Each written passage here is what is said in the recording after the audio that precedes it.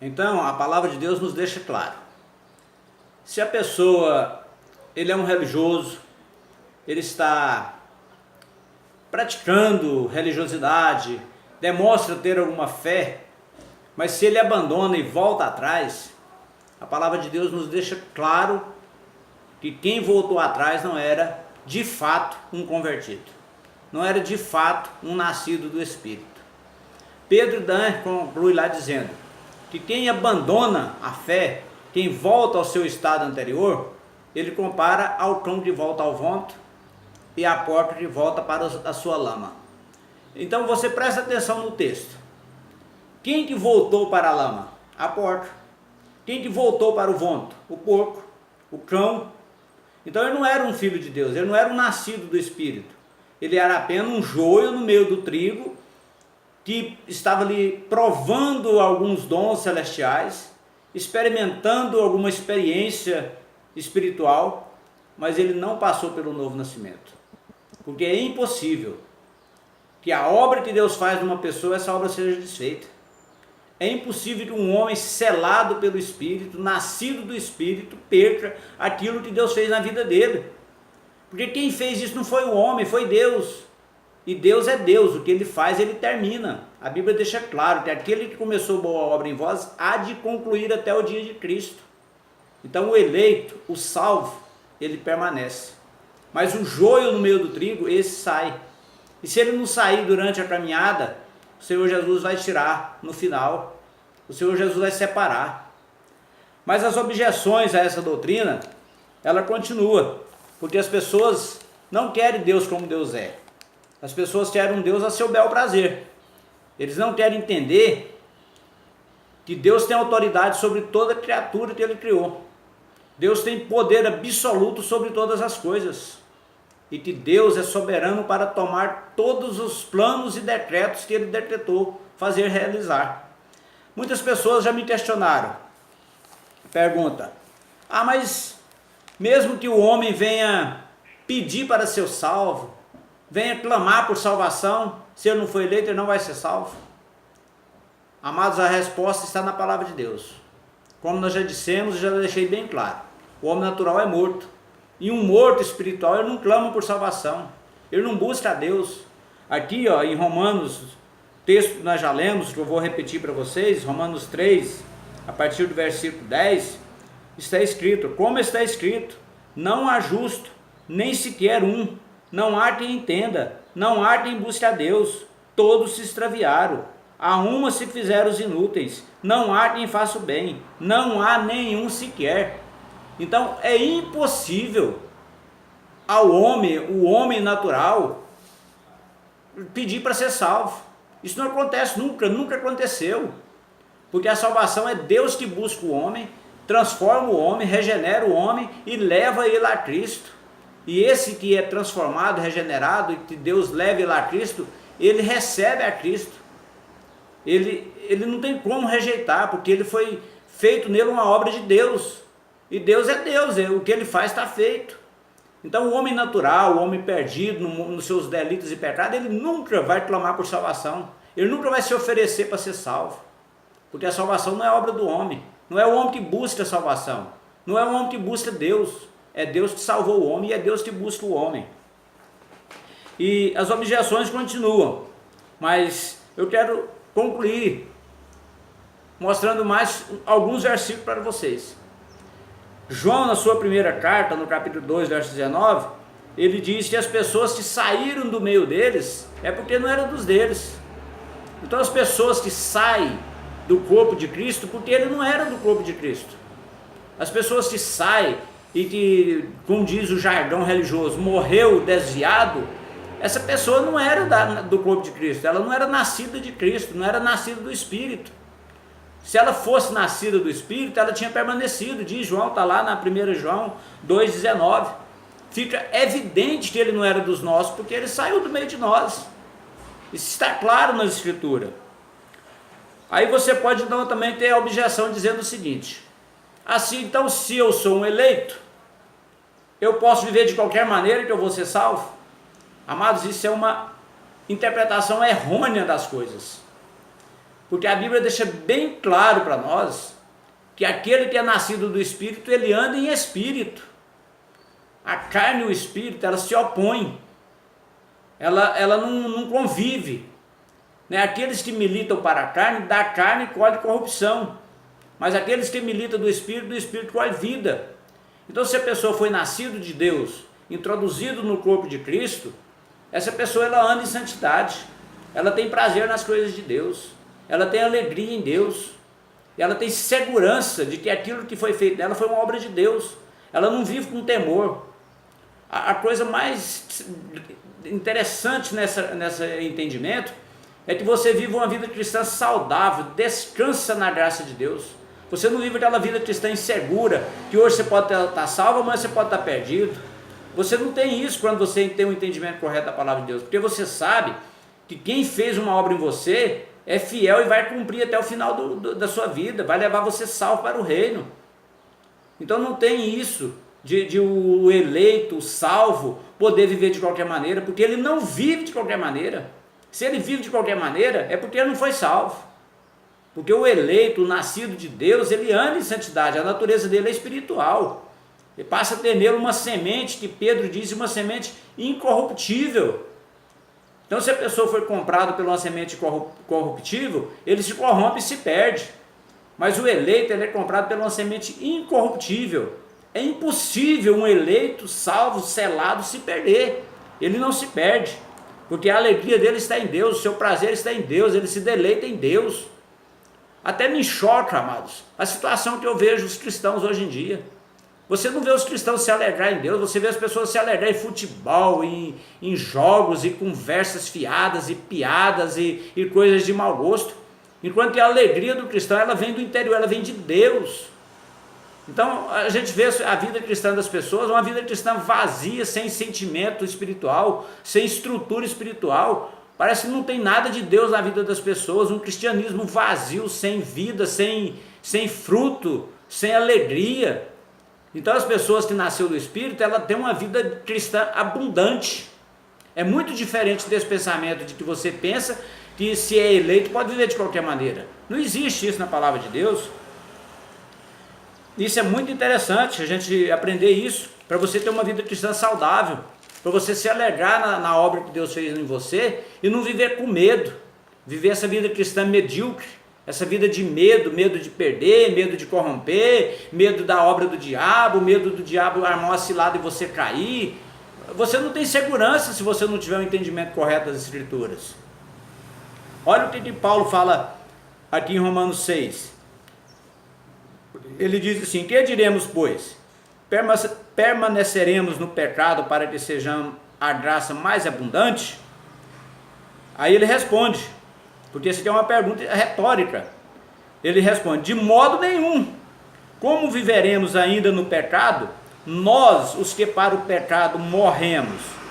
Então, amados, veja bem, de modo nenhum um eleito, salvo, nascido do Espírito, pode viver em pecado, porque ele morreu para o pecado. Então fica evidente para nós, de acordo com as Escrituras, que se você vive em pecado, deliberadamente em pecado, você não nasceu de Deus. Porque aí quando você é liberto, o Senhor Jesus te liberta, como ele diz lá em João, que se o Filho vos libertar verdadeiramente sereis livres, você está liberto do pecado, você não tem como viver para o pecado. Você não tem prazer no pecado, porque se você tem prazer no pecado, tem algo errado na sua fé espiritual. Tem algo errado na sua comunhão com Deus. O nascido do Espírito, ele tem horror ao pecado. Ele não perde, ele não tem prazer no pecado, ele não tem como viver no pecado.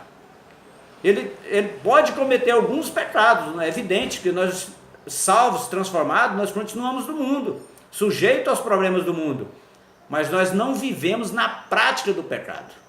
E João diz também, né, se cometer algum pecado, o nosso advogado é fiel e justo e nos perdoa. Você não carrega aquela consciência de pecado, porque você é perdoado. Jesus morreu pelos nossos pecados do passado, do presente e do futuro. O eleito, ele é eleito, ele é selado, acabou. O Senhor Jesus, quando morreu na cruz, lá em João 3,16, diz: Pai, está consumado. Então o que ele está dizendo? Pai, está pago. A obra que me confiaste a fazer, eu fiz.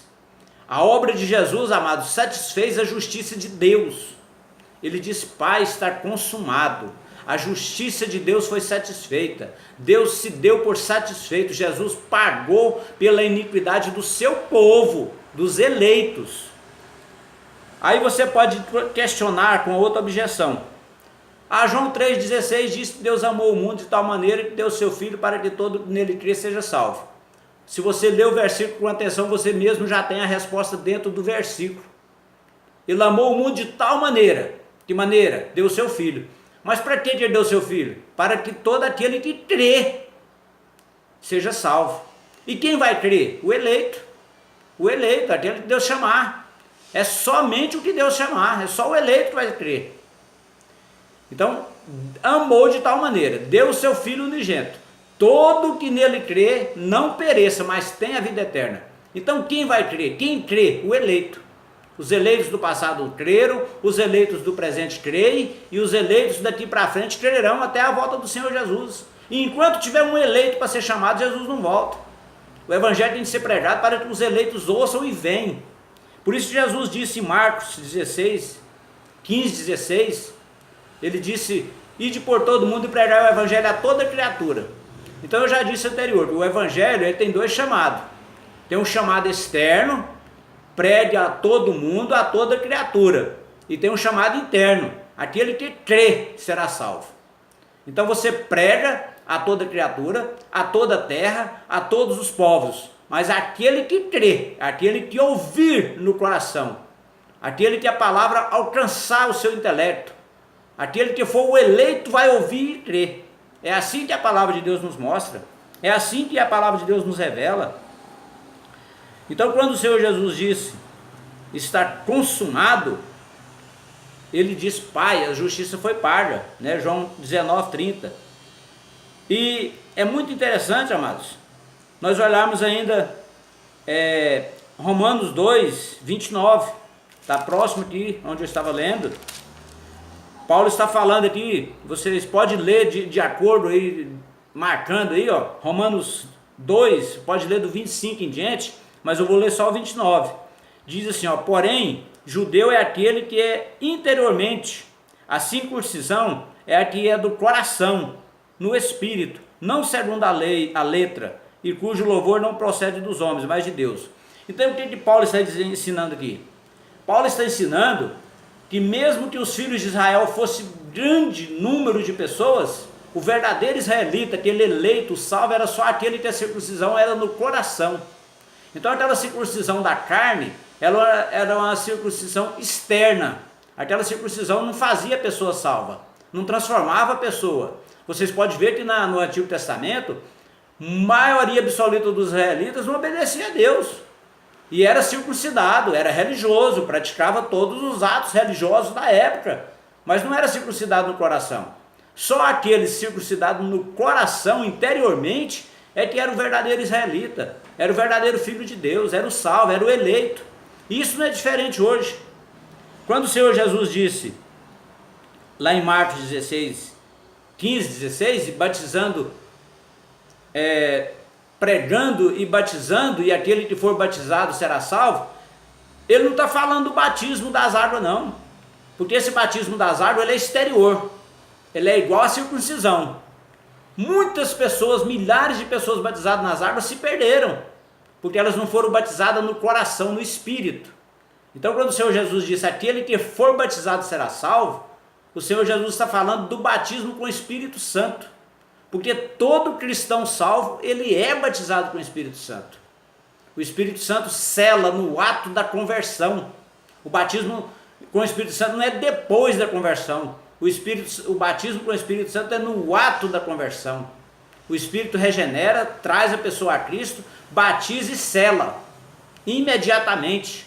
É um ato em conjunto, do mesmo momento. A partir da hora que a pessoa crê, se ele é um eleito, ele crê e é batizado com o Espírito. Isso aqui é salvo. Esse é o salvo. E às vezes ele nem seja batizado nas águas e está salvo. Porque o batismo com as águas não é o batismo do Espírito. Não é o batismo para a salvação. É a mesma coisa da circuncisão. A circuncisão era exterior. Ela era no órgão do homem. E a circuncisão não era salvação. Salvação era aquela marca do coração que Deus punha pelo Espírito no coração do eleito. E assim é hoje, na graça do Senhor Jesus, aquele que for batizado com o Espírito, selado no coração, esse é o salvo. Então há diferença. Às vezes a congregação, as religiões estão cheias de pessoas. Muitos são batizados exteriormente, e só aquele que é batizado interiormente é que é salvo. Assim como era no passado, que vocês podem ler Romanos 2, 25 a 29. Então nem todos serão salvos, mas só aquele que for batizado com o Espírito e selado no Espírito é que serão consumados, serão salvos. Romanos 9, 15 e 16, que nós já lemos, eu vou repetir para nós. 9, 15 e 16, diz assim, para concluir aqui: pois assim diz Moisés, eu já li esse texto, terei misericórdia de quem me aprover ter misericórdia, e compadecer-me-ei de quem me aprover ter compaixão. Assim, pois, não depende de quem quer ou de quem corre, mas de usar Deus a sua misericórdia. Amado, isso aqui é muito interessante. Não depende de quem quer ou de quem corre. Não depende do homem, da vontade do homem, da decisão de homem algum. A salvação é um ato exclusivo de Deus, planejado na eternidade, executado no decorrer dos séculos e será consumado um dia através do Senhor Jesus, quando o Senhor Jesus vai entregar o reino ao Pai e Deus vai ser um em todos e nós estaremos para sempre com o Senhor. Isso tudo é obra de Deus. E tanto a condenação do ímpio e a salvação do justo, tudo é para a glória de Deus. Isso assusta as pessoas, né? Mas é assim mesmo. Deus executou a sua justiça, a sua graça, a sua misericórdia, salvando os eleitos, executando Cristo para salvar os eleitos. E só os eleitos. Porque se Jesus tivesse morrido para o mundo inteiro, a obra de Jesus estaria sido em vão. Como é que pode o Senhor Jesus morrer para salvar o mundo inteiro e as pessoas, a maioria, está perdendo? Quer dizer que ele tem poder para morrer, mas não tem poder para salvar? Isso não é bíblico. Bíblico é o seguinte: o Senhor Jesus morreu e salvou os eleitos. E todos os eleitos são salvos, e daqui para frente todos serão salvos. Mas a morte do Senhor Jesus, ela foi expiatória unicamente para os eleitos, porque a morte do Senhor Jesus, ela é eficaz, porque ele morreu e salvou. Agora, se ele morresse para salvar e não pudesse salvar, que salvação é essa? Se ele desce do céu, se faz carne, sofre, padece, morre, e diz: Pai, está consumada, a obra que tu me deste está consumada. Deus se deu por satisfeito, realizou a justiça de Deus, e ele não tem poder para salvar? Fica esperando a decisão das pessoas? Não existe isso na Bíblia. Ele morreu e salvou, os eleitos estão salvos. É assim que a Bíblia nos mostra. Não depende de nós, não depende de você, da sua decisão, não depende de você querer. Deus te salva, te liberta, te transforma, e você vem a Cristo. Aí você pode dizer: eu vim pela minha vontade, mas é porque a sua vontade foi regenerada, é porque o seu espírito foi transformado, e o seu espírito testificou com o Espírito de Deus. O seu espírito testificou com o Espírito de Deus, e você veio a Cristo. É por isso que você converte a Cristo. Não é uma decisão pessoal. É uma decisão pessoal no sentido de você tomar a sua decisão, mas é uma decisão porque o seu espírito testifica com o Espírito de Deus, o Espírito de Deus testifica com o nosso espírito que nós somos filhos de Deus. E uma vez feito filho, você tem prazer no Pai, você tem intimidade com o Pai, você é salvo. Então, amados, é isso aí. Eu espero que você ouça esse vídeo, e se você for para partir para a crítica, não vai te resolver nada. Pega a Bíblia, consulta, medita, humilha diante de Deus e procura entender que você vai ter uma vida cristã muito mais saudável, muito mais prazerosa, porque você vai entender de verdade os propósitos e os planos de Deus. Que Deus te abençoe. Assista esses vídeos, compartilhe com os seus amigos, clique lá na mãozinha do YouTube, lá gostei, se inscreva no meu canal, assista os outros vídeos que estão lá, e É isso aí. Que Deus nos abençoe. Amém?